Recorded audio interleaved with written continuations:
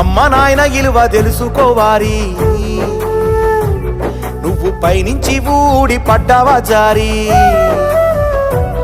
అమ్మ కడుపులోన గడ్డవు, ఆమె గంటేనే నువ్వు బిడ్డవు. నాన్న ఇస్తేనే నువ్వు జన్మవు, మరి లేకుంటే నువ్వు తెలవవు. ఒక్క నిమిషం నిన్నే నువ్వే అడుగు, నీ దేహం యాడిదని. ఆ విషయం నీకే తెలవకుంటే నువ్వు బతుకున్న శవం అని. అమ్మ నాయన ఇలువ తెలుసుకోవారి, నువ్వు పైనుంచి ఊడి పడ్డావా జారి.